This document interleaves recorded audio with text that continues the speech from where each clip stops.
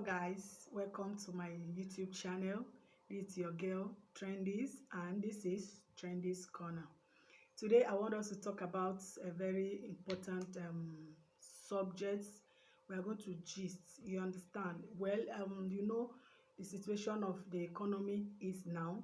So I want us to talk on how we can manage our little resources available effectively in the home so as not to have headache or issues of or becoming so tense that the money to do the things that are needed is not there. So today I will be sharing with us just about 2 to 3 tips on how we can manage our resources effectively. But before I do that, I want to remind us that please subscribe, like, and share my channel because by doing so, it will help me grow. Thank you very much. Now, back to what we were talking about. The 3 tips I want to share with us this particular time is this. Number one, planning. There is a saying that if you don't plan well, if you don't learn how to plan, you plan to fail. You understand? So we must plan our resources, the one we have available, for us to be able to achieve whatever it is that we want to achieve in the home. For instance, before our economy became what it is now, with 50,000 naira given to you for the family upkeep, you will buy almost everything that is needed in the house.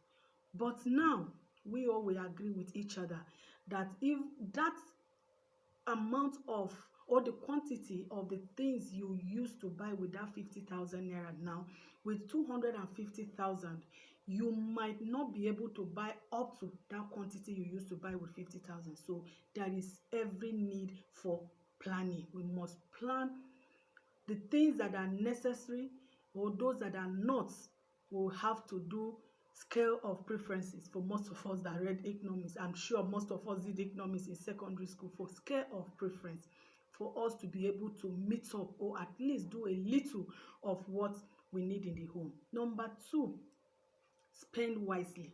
This is not a time for extravagant spending. You need to spend wisely. Spend on things that are absolutely necessary for you to have in the home.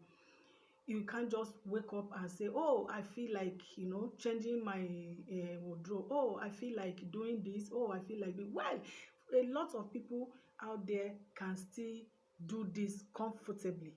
I am not talking about the source, those particular set of people.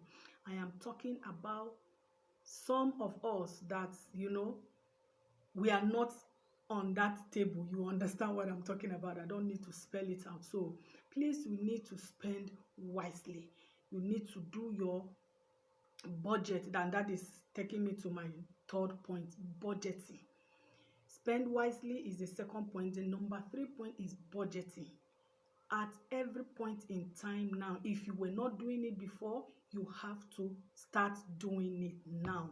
You must learn how to budget.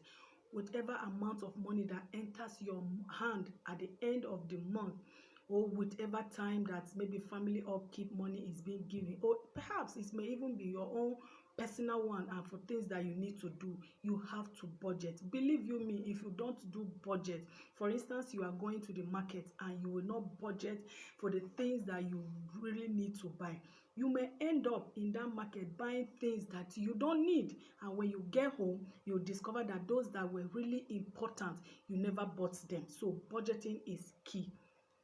Then the fourth point, right? The fourth point is minimize your circle. What do I mean by this? Minimize your circle in that, there are some of us, we have friends that they have a lot of influence on us. You understand? When I mean by a lot of influence on us is, okay, you may not really want to do a certain thing, you may not really want to buy a certain thing, but maybe because your friend is buying it, or maybe because your friend bought it, or your friend say, oh, it's good, why don't you buy it?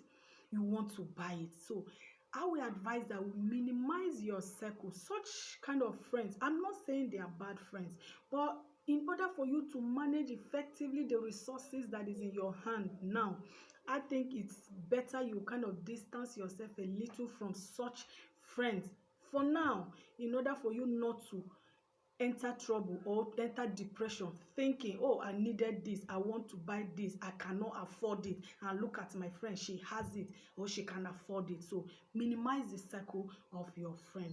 Then the fifth one and the final one is appreciation. You know, there is a saying that appreciation is application for more. No matter how little your husband is able to bring out, this is for us ladies, for your husband is able to bring out for the family upkeep, appreciate it.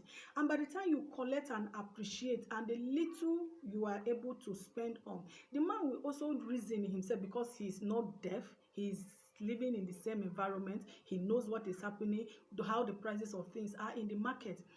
He will know that truly my wife is appreciative. I know within me what I gave her for the family upkeep for the month is nothing to write home about, but she collected it quietly, without murmuring, without complaining.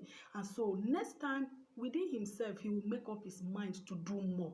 So let's learn how to be appreciative. And perhaps it may not even be your husband, it may not be your brother, your sister, your friend that will give you such amounts of money, but appreciation goes a long way. If somebody give you 1,000 naira, especially now in our economy, it will be better, or it will do you good when you appreciate. Next time the person will say, if I can give him 1,000 and he appreciates, she appreciates, let me make it 5,000.